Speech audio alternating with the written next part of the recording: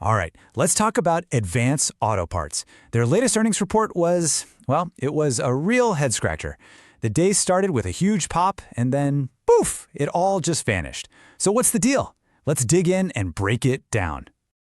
This right here, this is the whole mystery in one slide. In the pre-market, the stock was flying high, up almost 9%. But by the time the closing bell rang, all those gains were gone. It actually ended the day slightly down. A wild swing like that tells you the market loved the headlines but hated the details. So what gives? What did traders and analysts find as they dug into the report that completely flipped the script? That's the big question we're going to answer right now. Okay, so to understand the reversal, we've got to start with the good news. That initial surge in the stock price, it was all driven by one thing. The company appeared to be making some serious money. The headline numbers looked fantastic. And here's the number that got everybody's attention: 86 cents in adjusted earnings per share. That was the big, flashy number that fueled that initial rally. Now, just to give you some context, Wall Street analysts were only expecting 41 cents. So Advance Auto Parts didn't just beat expectations, they absolutely crushed them, more than double. A beat that huge screams turnaround, and that's what gets investors hitting the buy button. And as you can see, it wasn't just earnings. Revenue came in a little ahead of schedule too. So on the surface, this looks great, right? A beat on the top and bottom line. So what's the problem? Well, as investors started to dig past those headline numbers, they found some pretty serious cracks in the foundation. Underneath that impressive profit number, there was a key metric that was flashing a warning sign. And here's the culprit: comparable store sales, or what we call comps. This is a super important number because it tells you how much growth is coming from existing stores.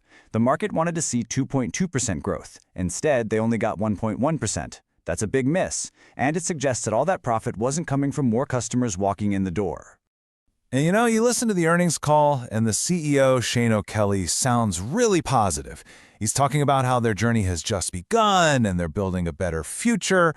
But then the market looked at that optimism, compared it to those weak sales numbers, and started to get pretty skeptical.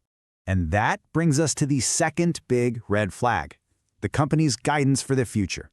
You see, after investors figure out what just happened, they immediately want to know what's going to happen next. And frankly, the outlook was kinda meh. Here's the guidance for the full year. That key sales metric, comps, they're only guiding for 1 to 2% growth. That's not the acceleration investors were hoping to see.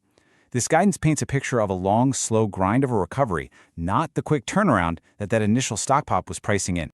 So when you put it all together, the market's message is loud and clear. This is a show-me story. Yeah, the earnings beat was nice, but it looks like it came from cutting costs, not from selling more stuff. The market is basically saying, call us back when you're actually growing sales. Until then, we're not buying it. Okay, so that's the what happened. Now let's get to our take. What happens next, and how should you think about this stock going forward? We're slapping a market perform rating on this one, and here's why. Look, they're clearly making some progress on fixing the business, but the consumer is still in a tough spot, and turning around sales is a huge challenge. It's a balanced risk-reward, so we expect the stock to pretty much just move in line with the broader market. No more, no less. So how could you actually trade this view? Well, here's a kind of interesting, if a little complex idea. It's called a pairs trade. You'd go long Advance Auto Parts, betting that their specific turnaround plan works. But at the exact same time, you'd go short a consumer discretionary ETF, which is basically a bet that the average consumer is struggling. The goal here is to isolate Advance Auto's performance. If the whole economy tanks, your short position should help protect you. But if Advance Auto really does manage to execute their plan and outperform, your long position pays off. Now, of course, a quick reminder, this is not financial advice. It's just for informational purposes. You've always got to do your own homework. All right, to wrap this up, if you're watching this stock, here are the 3 things you absolutely need to keep your eye on in the next few earnings calls. These are the metrics that will tell you if this turnaround is for real. First, that comp sales number. Can they actually get it to the high end of their 1 to 2% guidance, or maybe even beat it? Second, gross margins.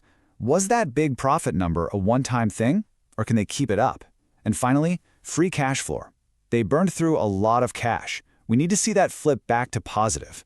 The answers to these 3 questions will ultimately tell the tale of whether this turnaround story has a happy ending.